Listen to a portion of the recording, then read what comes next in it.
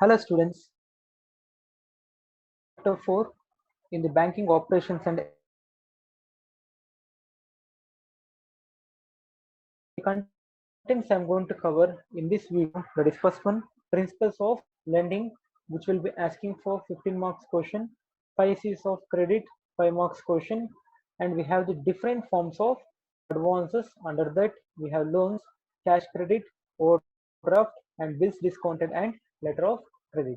So all may ask for 2 marks question, but the forms of advances will be explained in the next video. So in this video, I'm going to cover only the two topics called as principles of lending, and second one, first topic, that is principles of lending. So before going to the principles of lending, so in the previous chapter, that is in the chapter 2 and chapter 3, we have seen concept called as collecting banker and the paying banker. So the bank is performing the different operations either in the form of or in the way of paying. So in the collecting banker or collecting process, the bank is going to act as an agent between the person who has deposited the or who has presented the document, and they are going to collect the amount from the other bank, and same amount will be deposited to the customer account. So there the bank is performing as an operation as collecting banker.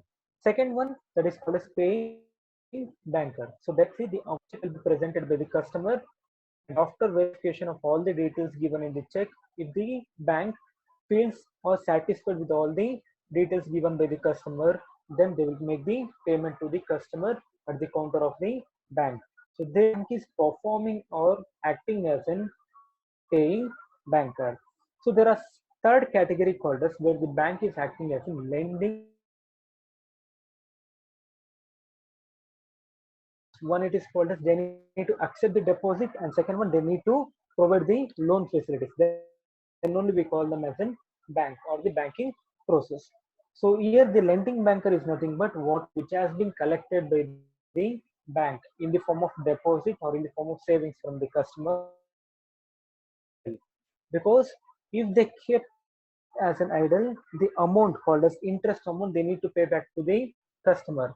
And if the customer gives the order to, or if the customer withdraw the amount, then the bank has to return. So in order to maintain the liquidity portion, or in order to maintain the cash portion in the bank, they need to provide the amount to the customer in the form of loans or in the form of any other activities or in the process. So there the bank is performing as a lending banker, means whatever the amount which has been collected in the form of deposit from the customer, same amount will be given by the bank to the customers only in the form of loans. It is called as lending activities. So the bank which is performing the lending activities, it will be called as lending banker. So whenever the bank is providing the lending activities, then they need to follow some principles, because based upon the principles should be provided to the customer. So let us see what are the principles which has to be followed by the lending banker when they're doing the lending activities or providing the loan facilities. First principle, they need to adopt that liquidity portion. Portion is nothing but which can be easily converted into cash. So providing the loans or lending activities, they need to check or they need to adopt principles called as liquidity. Means they need to convert the asset or they need to convert into cash easily, because they have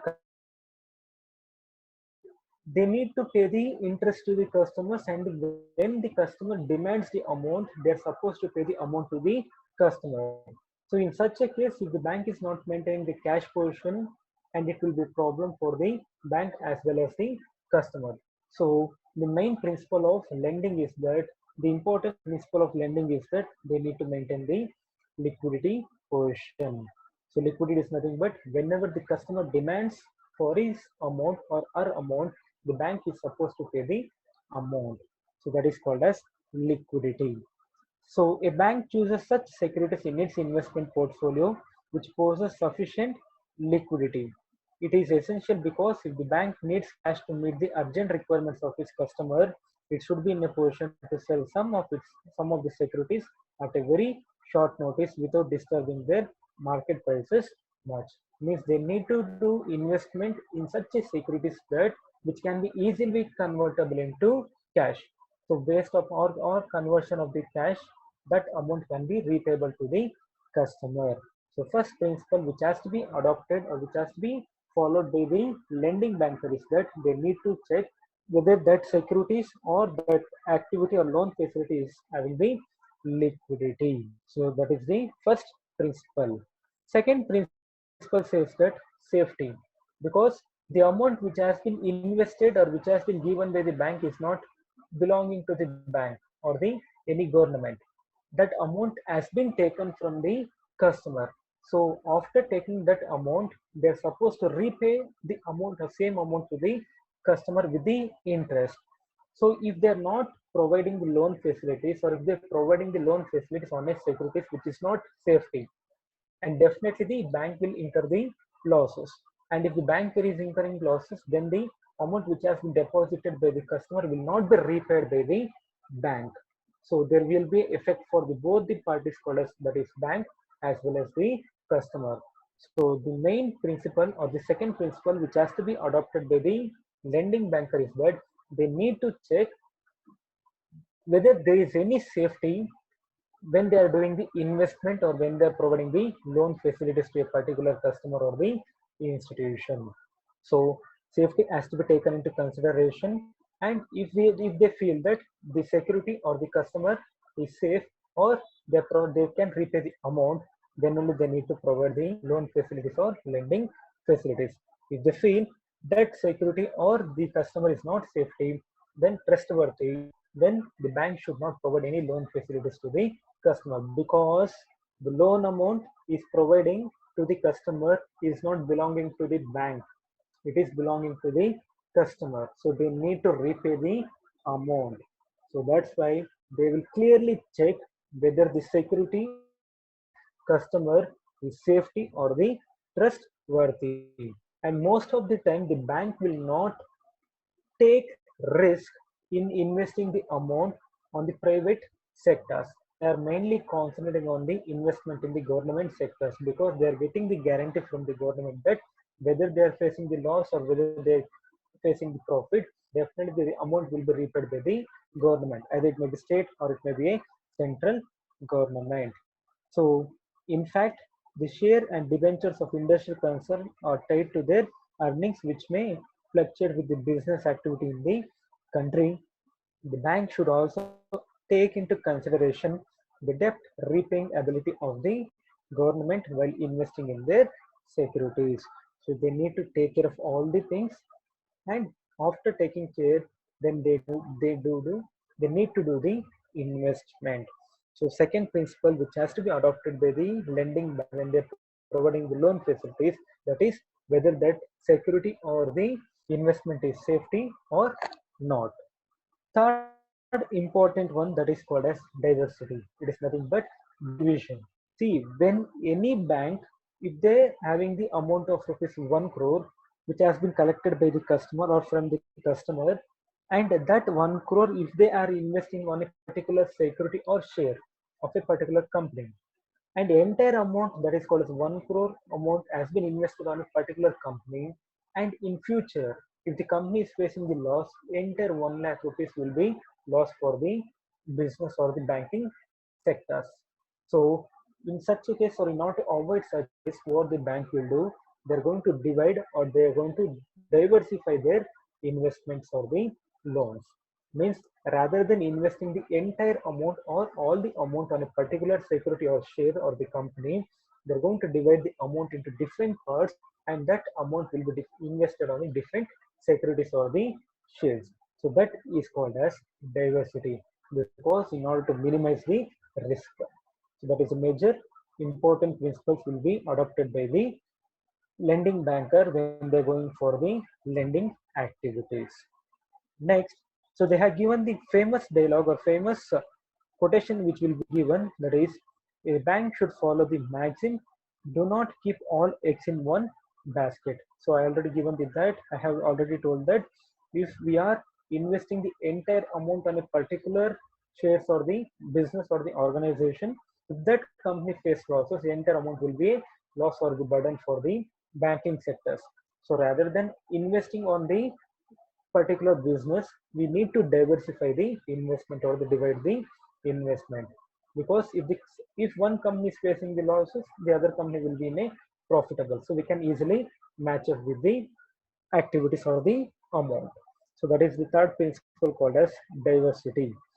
Third one, stability. So always the bank will take into consideration that, and they will do the investment only on a such securities that will give a regular return back. That is called as regular income. That is stability or stable income. So there should be not a fluctuation, because if there is any fluctuation, again it will be a problem for the bank, because they need to repay the amount to the customers in the form of interest or in the form of repayment of the amount deposited. So they will check on these securities, or they will check these securities which give the stable or constant return. So based upon that, only they are going to provide the loans, or they are going to invest the amount. So that is the fourth principle called as stability. So another important principle of a bank investment policy should be to invest in those stocks or securities which possess a high degree of stability in their prices. The bank cannot afford any losses on the value of its securities. It should therefore it invest in its fund in the shares of a reputed company where the possibility of decline in their prices is remote. Government bonds and debentures of the companies carry fixed rates of interest. Their value changes with the changes in the market rate of interest. So already we told that there should be a constant or stable rate of return. And last principle, important one, that is called as profitability. Definitely any, not only the business or not only the banking sectors, even the small business or the small individuals, they will think that they need to invest the amount on such a business or on such a securities which should give the more amount of return. And if the company want to give the more amount of return, then they need to earn the more amount of profit. Correct? So the last principle says that profitability means the banking sectors, they're going to search, or they're going to do the research activities, and they will select the company in such a way that which is earning the, or which is gaining the more and more amount of profit. So which company having the more amount of profit, definitely they'll go for the investment. That will be called as earning capacity of the securities or shares. So these are the different principles which has to be followed by the lending banker when they're going for the lending activity. That is called as giving the loan facilities. Next, we have the important concept called as 5 C's of character or credit. So it is an extension part of the principles. So let's see what are the 5 C's of the credit. First one, character. So whenever the bank is going to provide the loan facilities, definitely they will check the character of the customer.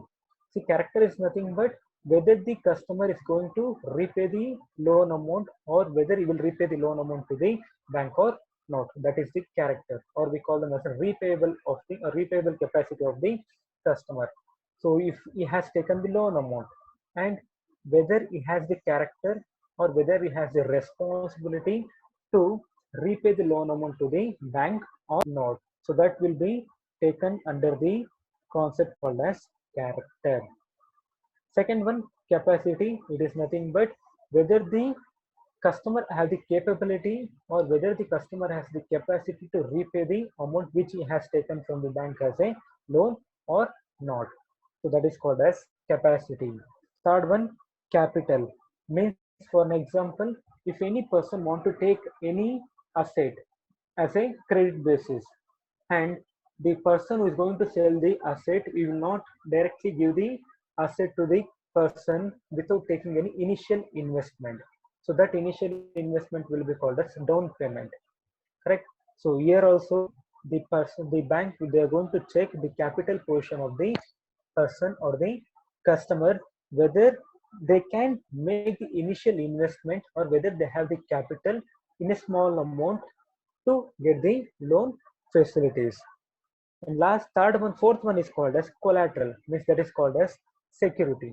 So this type of loans or this type of security will be taken when the bank is going to provide the secured loans, but not in the form of unsecured loans. So collateral is nothing but the security has to be taken by the bank, means whether the customer has a security which can be given to the bank when they are going to get the loan facilities.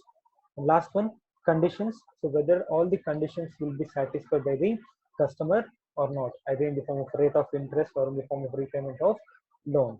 So all will be included in the 5 C's of credit, that is called as character of the customer, capacity of the customer, capital contribution by the customer, collateral securities, and conditions. So first one, that is 5 C's of credit, character. Although it's called character, the first C more specifically refers to the credit history. So a borrower's reputation or track record for repaying the debt, it will be taken on the basis of character. Second, the 5 C's of credit, capacity. That is capacity measures the owner's ability to repay the loan by comparing income against returning the debts and assessing the borrower's debt to income ratio.